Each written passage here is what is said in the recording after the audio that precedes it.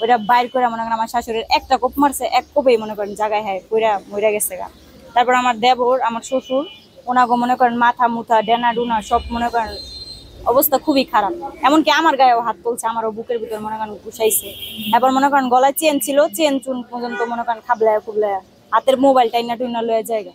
ঠিক আছে, আমার ছোট একটা বাচ্চা আছে 7 বছরের, হেডারও পর্যন্ত মনে করেন কুদ্দা জায়গা মারতে লেগে মনে করেন আমাকে আতঙ্কের ভিতর আছে। এতদিন তো আমার শাশুড়ি ছিল, আমাকে আগলায় রাখছে, এখন তো ভাই সংসারের বড় বউ আমি, আমার 2 দেবরের এখনো বিয়ে করানো হয়নি, তাহলে এখন আমরা মনে করেন যে ডরের ভিতরে আছি, কোন সময় আমাকে অ্যাটাক করে বহে এটা তো কখন যায় না।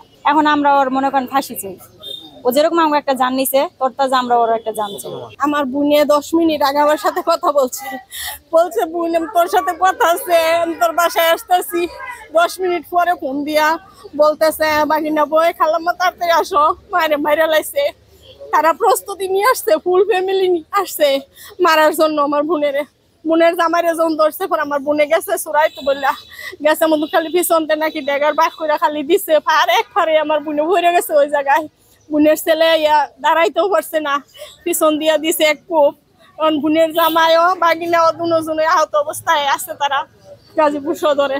ওইয়া বাসুরের ছেলে, আমার বোনের জামার ভাইয়ের ছেলে, ওর নাজমুল হোসেন, ওনার বাবার নাম হচ্ছে জাকির হোসেন, ও একজন মাদক ব্যবসায়ী। আমরা ফাঁসি চাচ্ছি, মৃত্যু বদল মৃত্যু চাচ্ছি, আমরা আর কিছু চাই না। আমার বোনের মৃত্যুর ফাঁসি আমরা অতি দ্রুত চাই। স্যার আপনাদের কাছে আমার বিনীত অনুরোধ, আমি একটা সুসার বলতে পারতেছি না। এই ছেলেটি নেশাগ্রস্ত ছিল, আগেও এই বাড়িতে চুরি ডাকাতি করছে।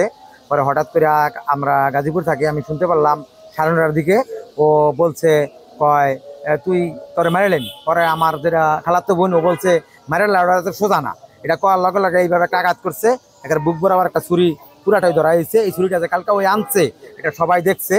তারপরে এই ছেলেটি যে শামসুন্নাহার এসপি ছিল আমাদের গাজীপুর, এখানে পলাতক আসামি, তার হ্যান্ডকাপ সহ হ্যাঁ বাগিয়া গেছিল, হ্যাঁ মাদক বিক্রি করে এলাকায় সবাই জানে নেশাগ্রস্ত থাকে, খুন করছে। আর যেটা জাকির ভাই, ও এখন মৃত্যুর সাথে পাঞ্জা লড়তেছে হাসপাতাল, তার 8-10 ব্যাগ রক্ত লাগছে, এখনও সিলাই, তারপর অপারেশন করছে আজকে, ও বাঁচে না মরে একমাত্র আল্লাহ পাকই জানে। এখন আমরা এই ছেলেটির এবং তার বাবার যারা এর সাথে জড়িত সবার আমরা ফাঁসি চাই, দৃষ্টান্তমূলক আমরা শাস্তি চাই। আমার মায়েরা লাইছে, জাকিরের পুত নাজমুলে আমার মায়েরা লাইছে,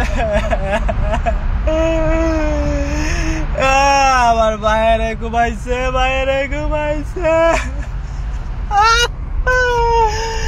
এই দেশ কোনো বিচার নাই, দেশ আমার কেউ নাই। আমার বাপ ভাই মার্ডার আসিল, মার্ডারে মাইরা লাইছে, বাইরারে কুমাইছে, বাপটারও কুমাইছে। আজকাতে আরো 4 মাস আগে থানা জিডি করছে, যেরকম এরকম হুমকি দামকি দেয়, কিচ্ছু করে নাই পুলিশ প্রশাসন, কিচ্ছু করে নাই, সবগুলা ঘুষখোরের বাচ্চা, একটা কিছু করে নাই। যদি কিছু করতো আমার মায়ের এই পৃথিবী চাইরা যাইতে হইতো না। এই দেশে কোনো বিচার নাই, সব নরবশু হয়ে গেছে গা বাংলাদেশে,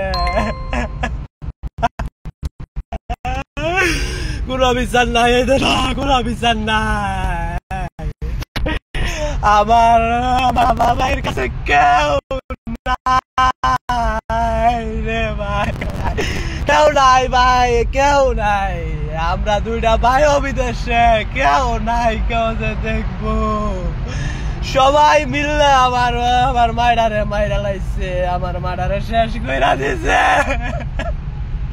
বিচার নাই এই দেশ, বিচার নাই। খুনিরে এলাকাবাসী পালায় যাইতে সাহায্য করে, গাড়ি তুড়াই দেয়। কত বড় নরপশু মানুষগুলা, কত বড় নরপশু হইয়া গেছে গা। কোনো বিচার নাই, এটার আমি সুষ্ঠু বিচার চাই। যদি বিচার না পাই আমি খোদার কসম সব ধ্বংস কইরা লাইমু।